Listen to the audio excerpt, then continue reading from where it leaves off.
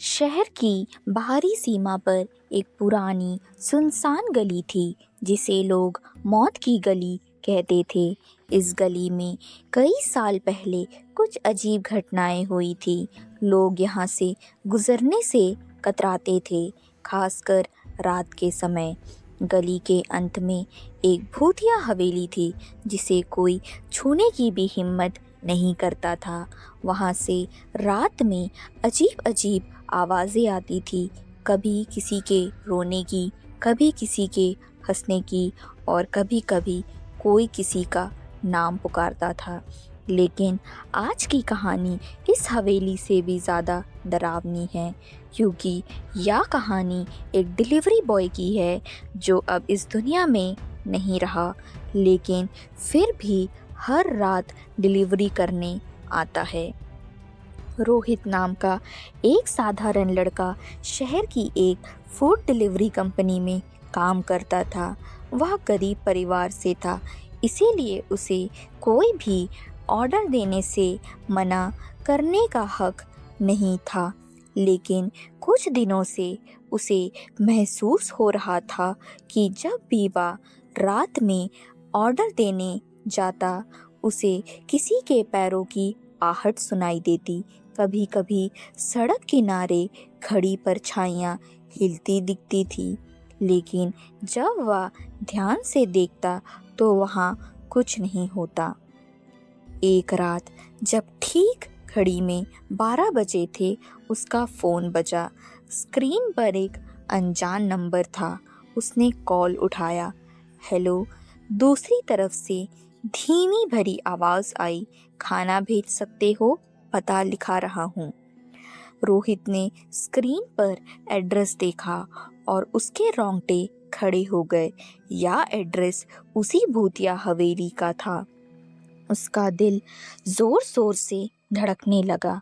उसने झिझकते हुए अपने मैनेजर को कॉल किया, लेकिन नेटवर्क नहीं था। शायद मजाक हो, उसने खुद को समझाया। लेकिन फिर उसने नोटिस किया कि ऑर्डर पहले ही प्रीपेड था, यानी पैसे पहले ही मिल चुके थे। अगर मैं ऑर्डर कैंसिल कर दूं तो मेरी नौकरी खतरे में पड़ सकती है, उसने सोचा और खाना लेकर निकल पड़ा। रात गहरी हो चुकी थी। सड़कों पर सन्नाटा था। दूर कहीं उल्लू की आवाज़ आ रही थी। रोहित की बाइक जैसे जैसे हवेली के करीब पहुंच रही थी, हवा ठंडी और भारी होती जा रही थी। जब वह हवेली के पास पहुंचा तो उसे महसूस हुआ कि हवा एकदम ठहर गया है। ना पेड़ हिल रहे थे, ना कोई जानवर दिखाई दे रहा था। ऐसा लग रहा था मानो यह जगह जिंदा नहीं है। हवेली का बड़ा सा लोहे का गेट जंग लगा हुआ था। उसने धीरे से दरवाजे को खोला, जो खुद ब खुद खुला हुआ था। अंदर गुफा अंधेरा था। केवल उसकी बाइक की हेडलाइट से थोड़ी सी रास्ता दिख रही थी।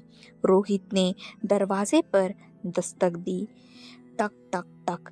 कोई जवाब नहीं आया। उसने फिर से दरवाज़ा खटखटाया। तभी दरवाज़ा खुद ब खुद धीरे धीरे खुलने लगा। उसने झांक कर अंदर देखा, लेकिन कोई नहीं था। हेलो, आपका खाना आया है, रोहित ने कहा, लेकिन कोई जवाब नहीं आया। तभी ऊपर सीढ़ियों पर कुछ हलचल हुई। रोहित ने देखा एक आदमी धीरे धीरे नीचे उतर रहा है, लेकिन कुछ अजीब था। उसके पैर जमीन को छू नहीं रहे थे। रोहित की सांसें थम गई। आदमी लंबा था, पतला था, और उसकी आंखों में अजीब सी चमक थी। खाना ले आए? उसने धीमी डरावनी आवाज में पूछा। रोहित कांपते हुए खाना आगे बढ़ाने लगा, लेकिन जैसे ही आदमी ने हाथ बढ़ाया, उसके हाथों में केवल हड्डियां थी। रोहित की रीढ़ में ठंडक दौड़ गई। वह अब भागना चाहता था, लेकिन तभी हवेली की दीवारों पर छायाएं दौड़ने लगी। हवेली के अंदर एकदम ठंडी हवा चलने लगी और किसी के फुसफुसाने की आवाज़ आने लगी। तू आ गया, तू अब वापस नहीं जा सकता, तू भी हमारे साथ रहेगा। रोहित ने डर के मारे दरवाजे की ओर दौड़ लगाई, लेकिन जैसे ही उसने दरवाज़ा खोलना चाहा, दरवाज़ा बंद हो चुका था। उसने ज़ोर ज़ोर से चीखने की कोशिश की, लेकिन वहाँ टस से मस नहीं हुआ। पीछे से धीमी हंसी की आवाज़ आई। अब कहाँ जाओगे? रोहित ने पीछे मुड़कर देखा। वह आदमी अब हवा में तैर रहा था।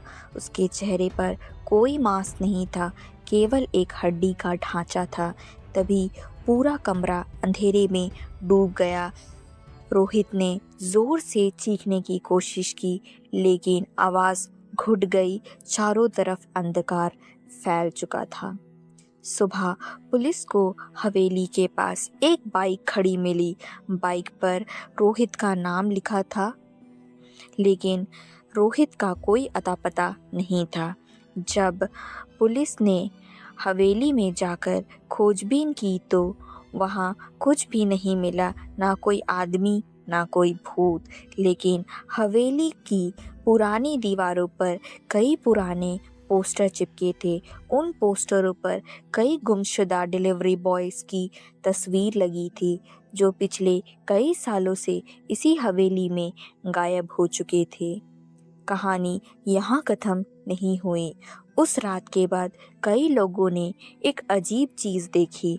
रात में एक डिलीवरी बॉय बाइक पर हवेली के पास आता और अंदर चला जाता, लेकिन वह कभी बाहर नहीं निकलता। अगर कोई उसकी ओर देखता तो उसकी आंखें एकदम सफ़ेद दिखाई देती। ऐसे ही इंटरेस्टिंग स्टोरीज़ के लिए हमारे YouTube channel real story book को सब्सक्राइब करें।